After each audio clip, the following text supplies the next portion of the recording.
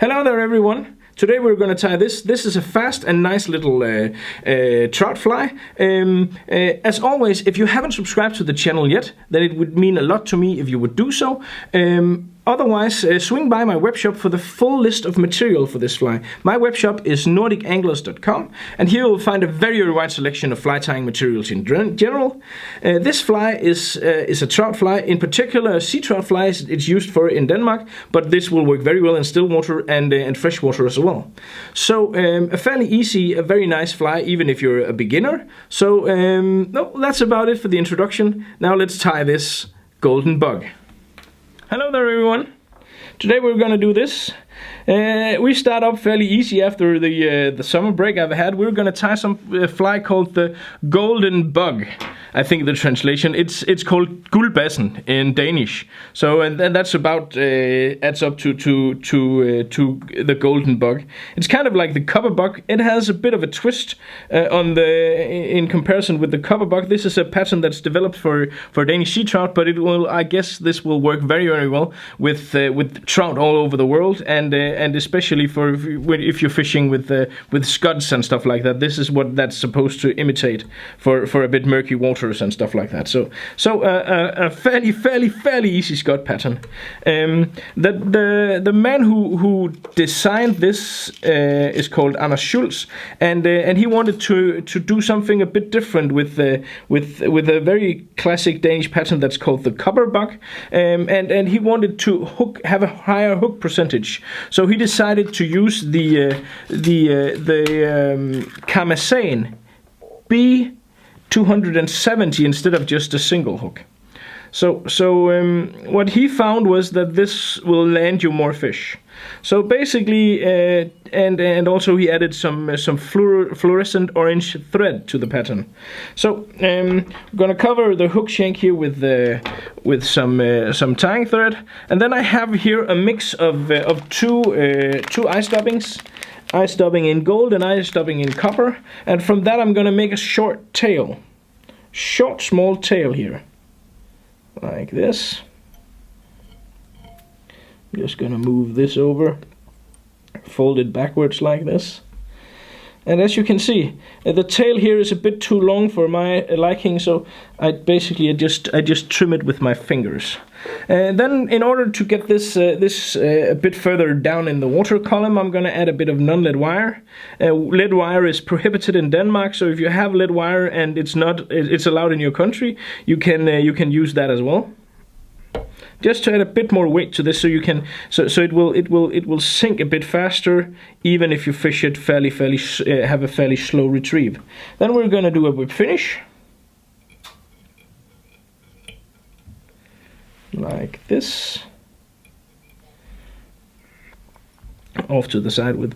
I'm just going to cover just a bit of this non-lead wire here with some tying thread, and then just basically leave it hanging where we need it for the finishing touch. Then I'm going to take some copper eye stop and some gold eye stop, and I'm gonna mix this together. This is gonna be in the ratio of 50-50%. Originally, this was done with holographic gold dubbing, but eye stubbing, but that's not available anymore. I've reached out and tried to contact a couple of my suppliers to see if they could please start producing this again, because the holographic eye stubbings were quite cool. So I really would like them to see that getting back on the shelf. And then I'm gonna take some of this, not that much, this is way too much, and I'm gonna add it to the dubbing loop here. When you use a dubbing loop, it's gonna make your flies immensely stronger than just an ordinary dubbing, and also it's gonna give it a more shaggy and ragged look, which is kind of a look that screams, this is food, come try me. And basically what trout has, they only have, they don't have any hands, they only have a mouth, so basically the only way they can test if something is in fact food is by trying to eat it. And I think we as fly fishermen, or fishermen in general, benefit quite a lot from that, because a lot of the stuff that we present to trouts and to other species, well, it doesn't exactly look as much as food as the real thing does. So we should be happy that fish in general are curious and have to kind of go like by trial and error. So basically just turning the dubbing here, and then you get this little shaggy, furry, buggy thingy. That was a lot of E. Gonna tie down the dubbing loop at the end here. Cut it off. Make a small head, and be careful of the double hook. It will very easily get into your fingers. Gonna make a whip finish.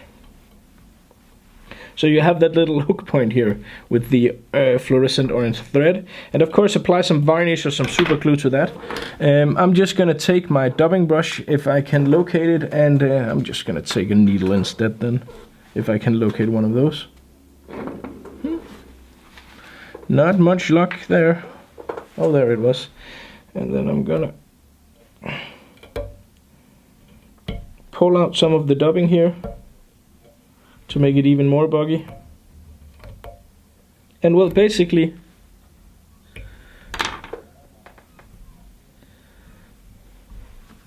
there you go, the golden bug, a variation on the copper bug with a fluorescent head, some gold mixed in there, and on a double hook. So nice fly that really has been producing a lot of sea trout catches in Denmark. So if you haven't one of these in your box and you're going to fish for sea trout or trout in a lake or something like that, then try this out. It's easy, it's fast, and it works very well. So thank you for watching. All the best, good luck out on the water.